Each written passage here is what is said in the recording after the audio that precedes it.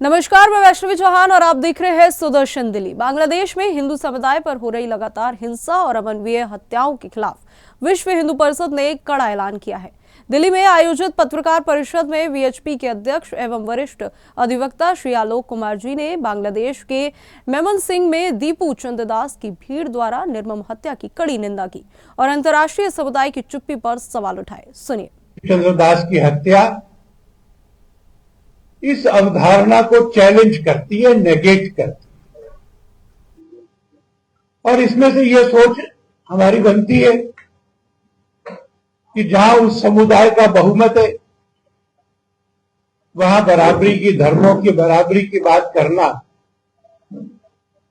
यह ब्लेसफेमी है, और जहां बहुमत नहीं है वहां पर सर्वधर्म समभाव और हर बात में यह कहना कि सेक्युलरिज्म का उल्लंघन हो रहा है।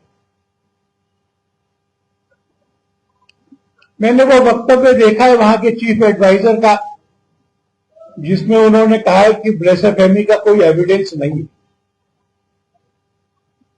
अगर ब्लेसफेमी का कोई एविडेंस नहीं है तो हत्या क्यों हुई?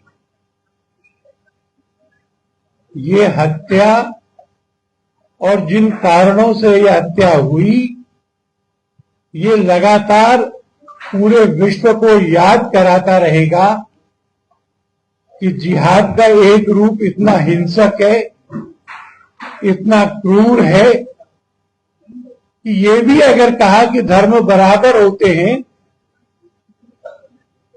तो इस्लाम की तौहीन मान करके ऐसा कहने वालों के लिए मृत्यु दंड है। हम ये अपेक्षा करते थे कि भारत में जो सेक्युलरिज्म का झंडा उठा के रखते वो इस विषय पर बोलेंगे, और हमको तकलीफ हुई कि इस विषय पर उन्होंने कोई चर्चा शुरू नहीं की। दूसरा ये कि शरीफ उस्मान हादी की हत्या हुई, लाखों लोग उसके जनाजे में इकट्ठा हुए और वहां पर मोहम्मद यूनुस स्वयं गए, अपने वक्तव्य में श्रद्धांजलि दी और श्रद्धांजलि के बाद कहा कि बांग्लादेश तुम्हारे रास्ते पर चलता रहेगा, इसमें पीढ़ियां लग जाएं तो भी कोई बात नहीं है, पर जो तुम चाहते थे, तुम्हारा सपना था, बांग्लादेश उस पर चलेगा। वो सपना कौन सा है? हम सब लोगों ने मीडिया में देखा है।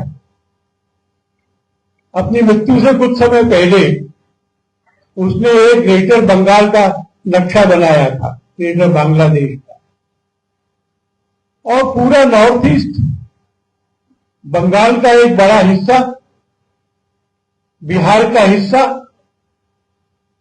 और भी कुछ हिस्से उसने ग्रेटर बांग्लादेश में दिखाए थे। उसको प्राप्त करने का संकल्प किया था। इस कॉन्टेक्स्ट में देखें तो मोहम्मद यूनुस ने जो कहा है वो भारत की संप्रभुता को, भारत की सार्वभौमता को चुनौती देने वाला वक्तव्य है। जब से ये सरकार बनी है उन्होंने पूरी कोशिश की है कि भारत से उनके संबंध खराब हो, पर as head of the state, in his capacity as chief adviser, वो इस वक्तव्य के समर्थन में बोलते हैं कि भारत के एक बड़े हिस्से को बांग्लादेश और इस्लाम के झंडे में लाना। इसको विश्व ने गंभीरता से लेना चाहिए।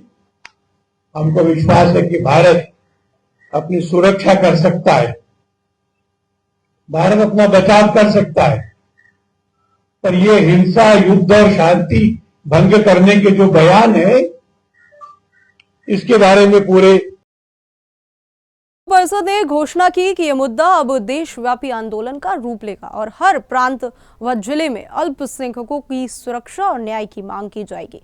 फिलहाल इस रिपोर्ट में इतना ही। देश और दुनिया की तमाम खबरों के लिए हमारे साथ बने रहे और देखते रहे सुदर्शन न्यूज। जय हिंद।